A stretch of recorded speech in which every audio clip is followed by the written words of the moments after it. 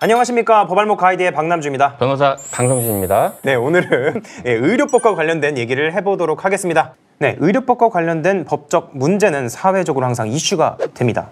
이시윤 변호사님께서 맡았던 의료 관련 사건은 뭐 말씀해 주실 게 있나요? 한 성형외과 의사 선생님이 이제 고소를 당하시는 사건이었는데요. 네. 이제 시술을 받고 불만을 가진 환자분이 이제 의료인이 아닌 자가 내 얼굴에 시술을 했다. 이렇게 해서 의료법 위반으로 의사 선생님 고소한 사건이었어요. 이제 전후에 이제 처치라든지 이런 데에 이제 비의료인이 개입을 하게 되는 경우들이 있는데 그거를 아마 조금 이제 확대하셔서 고소를 하신 경우죠. 예. 그렇군요. 의료행위라는 그 경계가 명확하지 않다 보니까 이게 이제 문제가 되는 경우가 종종 있는 것 같더라고요. 간단한 시술이든 간에 내 신체에 직접적으로 어떤 영향을 미치는 사람이 의료인이 아니다? 이거는 제가 생각해도 조금 섬찟한 문제일 것 같거든요. 네. 그래서 이 사건에선 상담실장이 그래서 그 행위를 했다는 거예요? 의료 행위를? 여기서 문제가 된 거는 그 시술 이후의 마사지 부분이었어요. 그러니까 이제 필러라고 하는 물질이 주입되어 있는 상태에서 비의료인이 내 얼굴을 누른 바람에 이게 모양이 이상해졌다.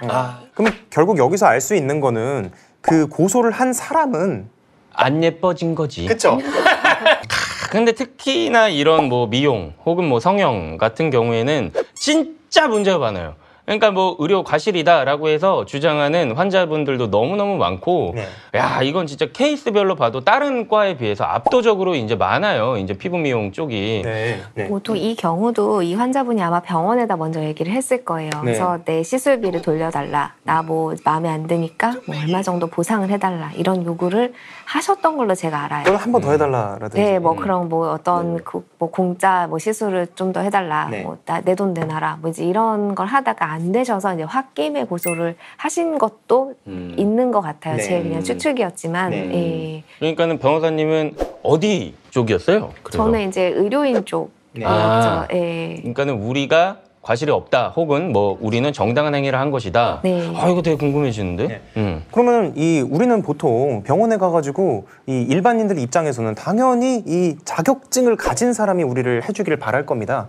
그래서 좀 약간 판단하는데 좀 다른 정보들이 있어야 될 것 같은데 이와 관련된 좀 판례가 있나요? 이게 이제 말씀하신 것처럼 의료법 위반은 판례가 그렇게 많지가 않아요. 왜냐면은 이렇게 병원 쪽에서 먼저 합의로 끝내는 경우가 거의 대다수고 이런 뭐 성형외과의 사건 같은 경우에도 대부분 아마 환자의 시술비를 돌려주고 무마하는 그 경우가 많았을 거예요.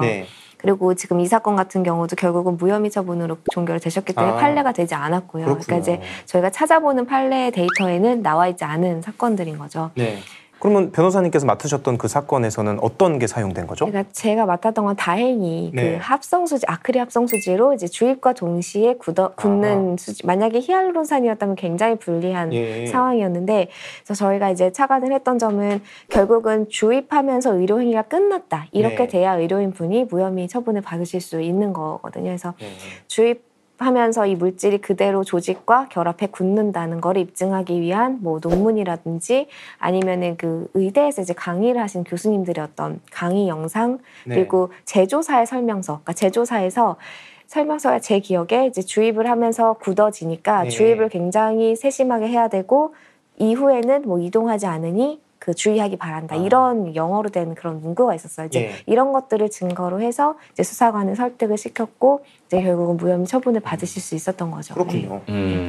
이거는 이 주사하는 순간 그 굳어버려서 안 움직이는데요라고 우리가 설명이 안 됐을까요? 하셨겠죠. 하셨지만 이제 그래도 나는 저 사람이 내 얼굴을 만져서 잘못됐다라고 아마 주장을 하셨을 것이고 이제 병원에서는 보통 뭐 그러면 돌려드릴게요라고 했겠지만 이 의사 선생님 같은 경우에는 이제 뭐 화가 나셨겠죠. 나는 잘못이 없다 이렇게 해서 아마 이렇게 분쟁까지 던진 것 같습니다. 그렇군요. 그리고 이제 이 의사 선생 같은 경우에는 자신이 고소를 한 입장이 아니라 이게 고소 당한 입장이잖아요. 그러니까 뭐 피의자 입장에서는 당연히 비의료인이 막 해가지고 이렇게 됐다라고 주장하는데 자기의 억울함이나 결백함을 주장할 수 있는 부분이 있으면 당연히 주장하고 싶었겠네요.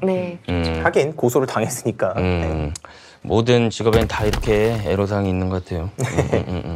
내가 뭐 분명히 상담실장한테 얘기 듣기로는 뭐 고준희처럼 해준다고 했는데 뭐 이게 뭐냐, 뭐 박남주처럼 만들어주면 어떡하냐. 너무 그 이렇게 차이가 많아요.